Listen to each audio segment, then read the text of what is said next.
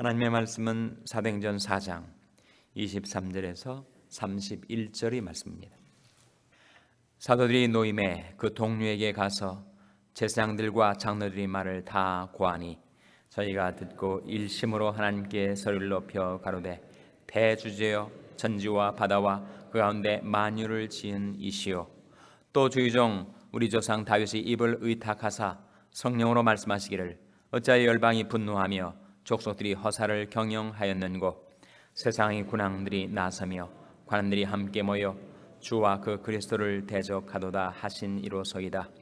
과연 헤롯과 본디오 빌라도는 이방인과 이스라엘 백성과 합동하여 하나님이 기름 부으신 거룩한 종 예수를 거스려 하나님의 권능과 뜻대로 이루려고 예정하신 것을 행하려고 이 성에 모였나이다. 주여 이제도 저희 위협함을 하감하옵시고 또 종들로 하여금 담대히 하나님의 말씀을 전하게 하여 주옵시며 손을 내밀어 병을 낫게 하옵시고 표적과 기사가 거룩한 종 예수의 이름으로 이루어지게 하옵소서 하더라. 다시 읽으시겠습니다. 빌개를 다음에 모인 곳이 진동하더니 우리가 다 성령이 충만하여 담대히 하나님의 말씀을 전하니라. 아멘. 할렐루야. 서로에게 평강의 복을 기원하는 마음으로 샬롬 인사 나누시기 바랍니다. 샬롬. 샬롬. 오늘 수요 새벽 기도에 잘 나오셨습니다. 오늘 수요 예배가 저녁 7시 반에 본당에서 드려지게 되겠습니다. 오늘 본 말씀 우리에게 기도에 관하여 가르쳐주고 있는 말씀입니다. 우리 기도는 늘 미숙하죠. 불완전합니다. 우리 기도는 정말 부족하기 짝이 없습니다. 그렇기 때문에 우리 기도는 계속 성장해야 되죠. 변화되어야 합니다. 무엇으로 성장하고 무엇으로 변화되어야 하는가? 바로 성경에 나온 기도를 본받아서. 성경에는 많은 기도들이 나옵니다. 기도를 묵상하면서 이렇게 기도하는 거구나, 이런 기도 제목을 알아야 하는 것이구나, 기도에는 이런 효능이 있는 것이구나 하는 것을 우리가 깨닫게 되는 것입니다. 그래서 내 기도가 완전한 기도인 양 생각한다면 그 기도는 변화되지도 성숙되지도 못할 터인데 늘 자신의 기도의 부족을 알고 말씀을 통해서 우리가 기도를 배워야 하죠. 오늘 본 말씀에 초대교회 성도들은 어떻게 기도했는가 하는 것을 보여주고 있습니다. 23절 24절 한번 같이 읽겠습니다. 23절 24절 말씀 시작.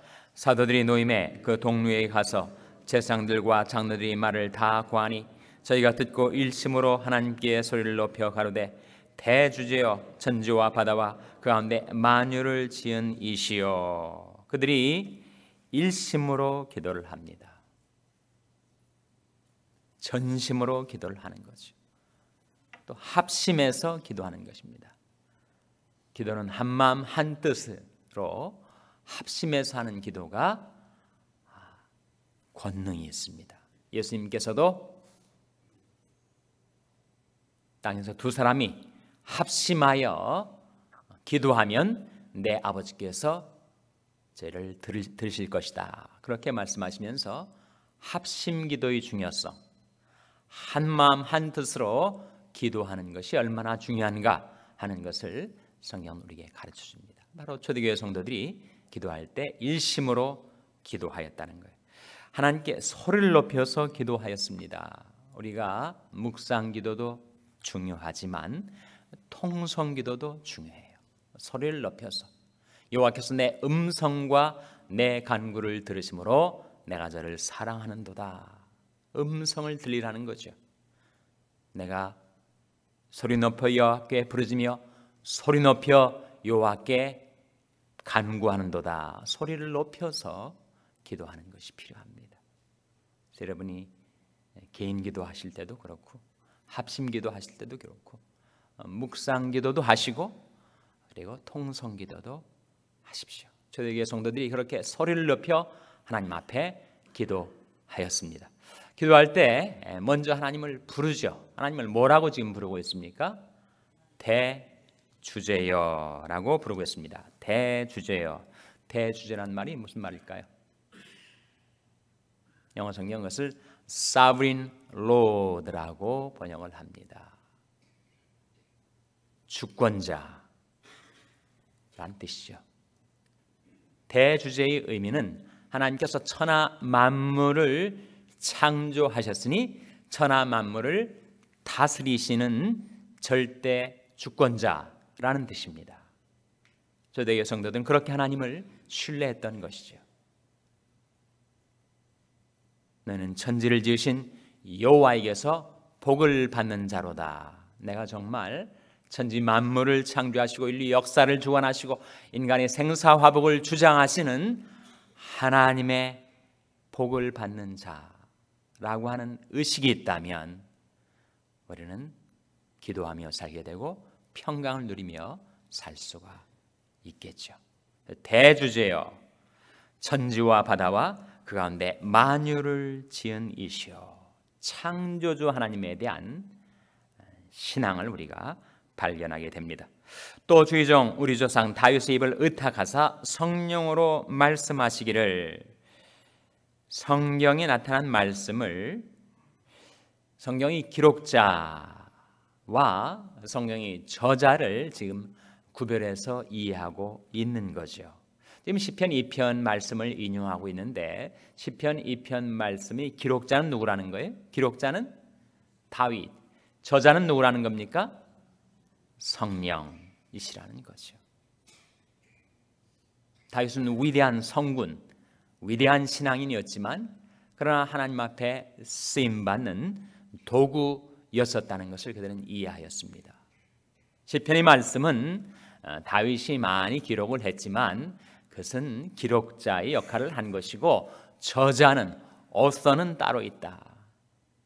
그것을 그들은 믿었습니다. 성령께서 다윗의 입을 의탁해서 말씀하게 하시고 기록하게 하신 것이다 하는 거죠. 그러고 나서 그들이 성경에 나타난 시편 말씀을 인용하는데 시편 몇 편이라고요? 이게 시편 2편에 나온 말씀입니다. 2편에 나온 말씀인데 어찌하여 열방이 분노하며 족속들이 허사를 경영하였는고, 세상의 군왕들이 나서며 관원들이 함께 모여 주와 그 그리스도를 대적하도다 하신 이로소이다. 이때 이 시편 2편 말씀을 왜 기도 가운데 인용하였는가? 우리가 기도 가운데 말씀을 인용하는 것은 정말 파워풀한 기도가 되기에 필요 조건입니다. 여러분이 하나님의 말씀을 의지해서 기도하는 것이 중요하죠. 자신이 생각만으로, 자신의 인간적인 아이디어만으로 기도하는 것이 아니라 과연 성경의 약속을 의지하고 하나님의 말씀을 구하면서 그 말씀을 따라 기도하는 것이 필요합니다. 초대교회 성도들이 바로 그런 본을 왜 끼쳐주고 있는데 이 시편 2편을 인용하는 것은 특별한 이유가 있습니다. 그것은 바로 그들이 현재 처한 상황에 대한 빛을 던져주는 말씀, 해석을 내려주는 말씀이기 때문이에요. 대체 왜 우리가 이렇게 핍박을 당하고 있는가? 왜 우리가 이렇게 주님의 말씀을 전하고 하나님의 뜻을 실행하려고 하는데 왜 어려운 우환이 이렇게 계속 겹겹이 닥쳐오는가? 그 이유를 그들이 알지 못하고 미궁 속에서 우리 어려움을 당할 때 어려움도 어렵지만 그 어려움이 이유를 모르면 더 어렵습니다. 내가 왜 이렇게 어려움을 당하는가? 그 어려움이 의미를 알지 못할 때 우리는 더 어둠 속에서 헤매게 되는데 바로 그들이 현재 직면하고 있는 어려움의 이유를 시편 2편을 통해서 해석을 받아낼 수가 있었다는 거예요. 이 빛이 비춰지니까 희망이 생긴 거죠. 그들이 겪는 어려움의 이유는 바로 시편 2편이 예언이 성취했다는 것입니다. 그것은 다 세상의 군왕들, 관원들, 즉 세상의 세력자들이 바로 하나님과 그리스도를 대적하기 때문에 우리에게 생겨난 어려움이다 라는 깨달음을 가질 수가 있었던 것이죠. 16절, 26절에 세상의 군왕들이 나서며 관원들이 함께 모여 누구를 대적하도다 그랬습니까? 주와 그 그리스도를. 그럼 주는 누구겠습니까? 주는 누구겠어요? 그 그리스도가 이어지고 있으니 처음에 나온 주는 누굴 가리킵니까? 바로 주 하나님을 가리키죠. 그래서 열방의 통치자들, 빌라도도 그렇고 헤롯 왕도 그렇고 로마 총독 그리고 유대 왕, 이들이 다 힘을 합해 가지고 하는 일이 하나님과 그리스도를 대적하고 있는 일이다. 그러니까 자기들이 겪는 어려움은 하나님의 뜻을 받들어 행하고 하나님의 말씀을 전파하려다가 그 하나님과 그리스도를 대적하고 있는 이들에게서 지금 핍박을 받는 거다라고 하는 깨달음을 말씀을 통해서 얻을 수가 있었던 것입니다.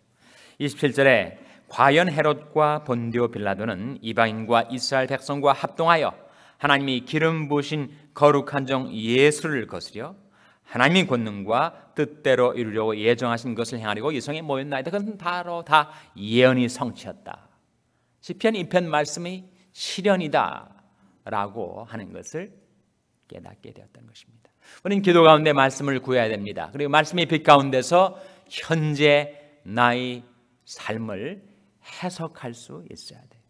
그래야 그것이 살아있는 말씀이죠. 이것이 고대 2000년 전, 3000년에 쓰여진 고대 문자, 고대 언어로만 있다면 그 말씀이 어떻게 우리에게 힘이 되겠습니까?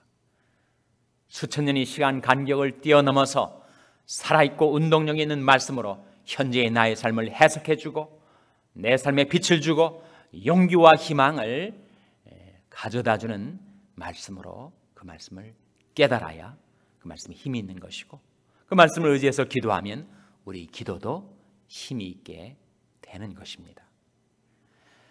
이제 그들이 그 말씀을 통해서 자신의 삶의 해석을 얻은 다음에 그들이 담대하게 하나님 앞에 간구하기 시작합니다. 기도에는 꼭 간구가 있게 되죠. 남을 위한 간구이든 자기를 위한 간구이든 간구의 제목들이 있게 되는데 초대교회 성도들은 무엇을 놓고 기도했을까? 어떤 간구를 하나님 앞에 올렸을까? 궁금하시지 않습니까? 저만 궁금한 겁니까? 그들이 뭐라고 간구하고 있는지 한번 보시기 바랍니다. 자, 29절, 30절 두 구절 말씀 같이 읽겠습니다. 시작. 주여 이제도 저희 위협함을 하감하옵시고 또 종들로 하여금 담대히 하나님의 말씀을 전하게 하여 주옵시며 손을 내밀어 병을 낫게 하옵시고 표적과 기사가 거룩한 종 예수의 이름으로 이루어지게 하옵소서 하더라. 이 말씀 속에 몇 가지 간구의 제목들을 발견하게 되죠. 첫째로 주여 이제도 저희 위협함을 하감하옵시고, 초대교회 성도들 감옥에 가두려고도 하고 또 죽이려고도 하고 고문을 가기도 하고 그랬거든요. 그러니까 저들이 위협함 가운데서 하나님 우리를 지켜 보호해 주시옵소서. 하나님이 자기를 하감해 달라고 그 위협에 굴하지 않고 그들이 계속 하나님의 뜻을 받들어 나가게 해달라고 기도하고 있는 것입니다. 둘째로 거룩한 종들로 하여금 담대히 하나님의 말씀을 전하게 하여 주옵시고. 이 기도의 목적이 말씀 전파라는 사실을 우리가 발견하게 되죠. 위협에 굴해서 좌절하고 쓰러지고 낙오되지 않고 우리가 담대히 하나님의 말씀을 전하게 해달라. 여러분, 이것이 초대교회 성도들이 일관된 기도 제목이었던 것을 여러분 성경을 통해서 발견하게 되실 거예요. 사도 바울이 에베소 교인들한테 기도 부탁할 때도 꼭 이 기도 부탁을 하는 것을 에베소 6장에서 발견하게 됩니다. 바울이 뭐라고 했습니까? 모든 기도와 간구를 하되 무시로 성령 안에서 기도하고 이를 위하여 깨어 구하기를 항상 힘쓰며 또 여러 성도를 위하여 구하고 또 나를 위하여 구할 것은 내게 말씀을 주사 나로 입을 벌려 복음의 비밀을 담대히 알리게 하옵소서. 그렇게 기도했습니다. 용기와 말씀을 달라고, 그래서 담대히 말씀을 전파하게 해달라고 기도 부탁을 한 거예요. 자기가 에베소 교인들한테 기도 부탁을 했으니 자기는 또 얼마나 그 문제를 놓고 기도했겠어요. 하나님, 제가 핍박 가운데서, 어려움 가운데서 제가 낙심하고 뒤로 물러나지 않고 제게 하나님의 말씀을 담대히 전하게 하옵소서, 그렇게 기도하지 않았겠습니까? 우리도 그 기도를 배워야 하죠. 기도하는 이유는 하나님께서 우리를 이 세상에 남겨주신 목적은 바로 하나님의 구원의 복음을 담대히 전파하게 해달라고, 그것을 위해서 기도했던 것입니다. 세 번째, 손을 내밀어 병을 낫게 하옵시고, 치료 역사를 위해서 기도했습니다.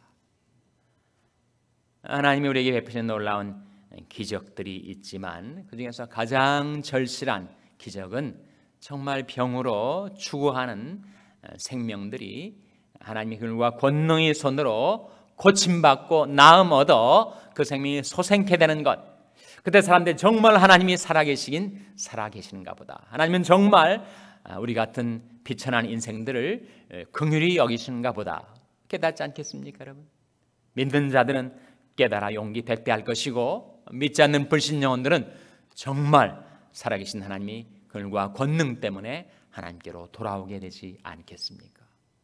이것이 단지 그들이 희한한 역사, 신비한 역사가 일어났으면 좋겠다, 그런 소원에서 드린 기도가 아니었다는 것이죠.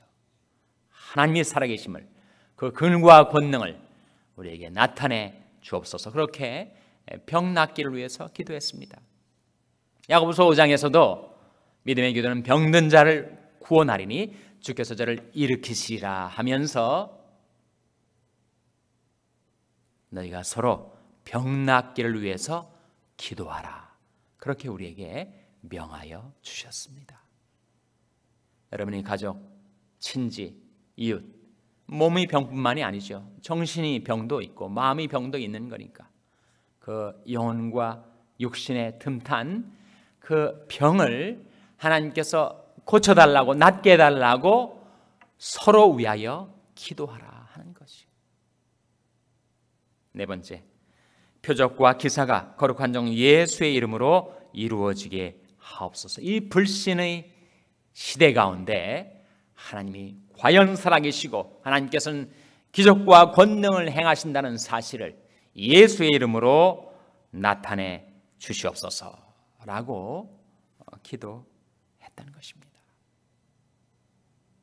저와 여러분이 어떤 기도의 제목을 놓고 기도해야 할지를 우리가 발견하게 되는 것이죠. 위험 많고 시험 많고 유혹 많고 죄악 많은 세상 가운데 하나님께서 우리를 하감하셔서 지켜 보호해 주시고, 우리가 담대하게 하나님의 말씀을 전파하게 해주시고, 우리 기도를 하나님이 들으셔서 병을 낫게 해주시고, 하나님이 그 이적과 기사가 주 예수의 이름으로 이루어지게 하옵소서, 그렇게 기도해야 할 것을 우리가 배우게 되는 것입니다. 그 기도의 결과가 어땠습니까? 기도의 결과 31절에 나오죠. 31절 같이 읽겠습니다. 시작. 빌기를 다음에 모인 곳이 진동하더니 우리가 다 성령이 충만하여 담대히 하나님의 말씀을 전하니라. 빌기를 다음에 모인 곳이 진동하더니, 정말 놀라운 역사죠. 그리고 우리가 다 무엇이 충만하게 되었다고요?